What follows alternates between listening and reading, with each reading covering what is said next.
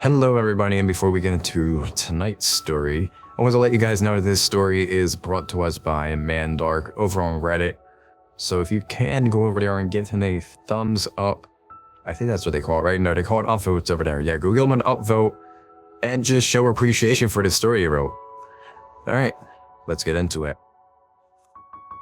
They called him Manpig because of the ghastly snout-like cleft in his chin, and a chronic lung disease that left him with a raspy voice which tumbled out of his mouth as grunts and squeals.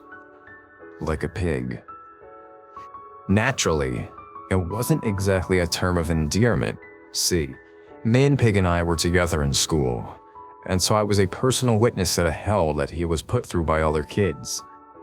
It wasn't strange to see flocks of mean teenagers buzzing around him, stripping away at his dignity like woodpeckers with their nasty barbs. And that was when he wasn't busy getting his already unappealing face rearranged by others, all simply for being who he was. Can you imagine what that's like? To have violence heaped on you for simply existing? To be used as a stepping stone for someone looking to climb the social ladder? Things weren't better at home for him either. A mother who was addicted to meth and an abusive alcoholic father made up his family. And I'm using that term very loosely here. It wasn't a surprise to any of us who knew him that he couldn't make much of his life at all. In fact, it was a damn near miracle that he survived decades of abuse and turned into the kind-hearted man people eventually came to know him as. Years after the rest of us had graduated, gone to college, and/or moved all of our lives, Manpig chose to go back to our high school to work as a janitor. He chose to shuffle through and clean the same hallways that had so tormented him. Maybe he was trying to exorcise old demons, I don't know. What do I know is that he happened to be there when my son was going through the most difficult period in his life. It was a cruel twist of irony that my son ended up facing the exact same sort of bullying that I had been a mute spectator to back in my youth. And that too by the children of the same very people who had harassed Manpig back in the day. Just a vicious cycle of rage and hatred. I was forced to contend with the same apathetic attitudes I myself had embraced all those years ago. Forced to rage against the same ineffective institutions that had turned a blind eye to Manpig's abuse. Day after day of running around helplessly trying to put an end to my son's bullying made me finally understand just how deep the rot was in our community. Yet I couldn't do anything but watch the sparkle out of my son's eyes as he turned into an empty husk, a pale shadow of the bright stream of sunlight he used to be in my life. Believe me, I tried everything I could to bring the torment to an end. I approached the school authorities, his teachers, the school counselor, the principal, but to no avail. They fed me platitudes, assured me it'll stop, but it never did. I spoke to the parents of the 4 boys who were the worst of them all. Pleaded, cajoled, threatened to call the police, but it only ended up making things worse. My son started hiding his cuts and bruises. My efforts to help him have resulted in him pulling away from me.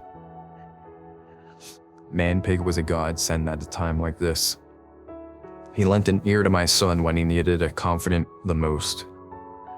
Perhaps it was due to the fact that the Manpig had been through the same shit he was going through now. But my son had found it too easy to open up to him. To this day, I think those conversations were a major part of my son not taking a disastrous step. They bonded well, and my son came to look at Manpig as an uncle-like figure, who in turn completely broke down when my son's torment was escalated one last time. I was in office when I got the call that day. I remember how the coffee mug dropped from my hands and crashed on the floor. Some of it shattered pieces bouncing off the tiles and landing on my shoe. I remember being in a daze as I walked out the building, got into my car and drove to the beginning of the bike trail in the woods behind the school, now cordoned off by yellow tapes. I remember shoving aside uniformed police officers and retching when I finally saw him, how broken and bloodied he looked, how his skull had caved in at a point. I still have nightmares about my son's body lying in the dirt track out in the woods. We all knew who did it. Knowing something isn't the same as proving it in court. And besides, those 4 were kids. Juveniles. Even if they were to get convicted, the justice system would just spit them back out on the streets in a couple of years. No. Justice needed to be served here. And it wasn't coming from the varnished furnishings of a courtroom. Things needed a medieval touch. Once again, it was Manpig who swooped down like an angel and saved me from doing something irreversible. If it had been for him, I would be rotting in some dark prison cell right now. He showed up at my house 2 days after my son was killed, crying and blubbering in his usual grunts and squeals. I'm so sorry, he wheezed, his chest getting racked with sobs and hiccups. I couldn't help him. He whistled her breath out of a blocked nostril. I should have been there. Should have stopped there. I wiped tears off my eyes and let them in.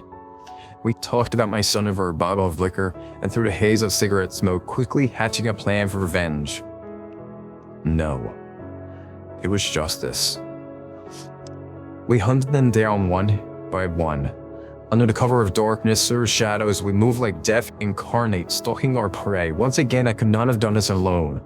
Creating alibis, picking the right toes, cutting through chain link fences, getting rid of blood-soaked clothes. Manpig guided me through it all. Even when I was quaking in fear in my car, vomit stuck in my throat, wondering whether I had it in me to do it or not, he was there right beside me, patting my back and whispering that I could do it. For my son, for my boy, lost to the abyss far before his time. By the 4th one, I was pretty used to it all. The sound of the golf club hitting the back of the kid's head, how my muscles stretched with each swing, the mist of blood and brain matter swirling in the air, the eyes rolling back up into the skull, the way their knees buckle as they collapse onto the ground. I felt nothing. Fear, sadness, elation, nothing. Just glad that it was done. Over. Little did I know that a lifetime of nightmares was just about to start. He walked into the precinct and just confessed. The reporter's voice blared through the TV. The infamous local serial killer responsible for the murder of multiple kids. I felt a lump in my throat. Manpig's grainy face was plastered on the screen, a hideous, monstrous thing. A breath escaped my lungs. He'd done it. He'd taken the fall. One last gift for the father of the boy he cared for. He knew that the cops wouldn't stop hunting, knew that we weren't perfect criminals and that sooner or later we'd be caught, so he took it upon himself to put a stop to that bleak future by sacrificing himself. Or at least that's what I thought. Pictures of the victims started flashing on the TV. 5 of them, including my son. My head swooned and I almost blacked out. I grabbed my car keys off the counter, ran out the door, each stride sending a knife through my heart, slipping into the driver's seat, fumbling with the keys with sweat soaking my clothes. I tried to make sense of what I'd just seen. Surely there was a mistake, surely they'd gotten it wrong, or were just trying to pin my son's murder on him as well. To tie up loose ends with a pretty little bow. They let me meet him. A cramped, cold, dimly lit cell. He stood up when he saw me, walked towards the thick bars, wrapped his bony hands around them. A noise erupted from his throat, a grotesque mixture of grunts and squeals exactly like the one he'd made when he first saw me after my son's death. And that's when I understood what that sound actually meant. That when he met me that day, he wasn't crying. No. He was laughing at me.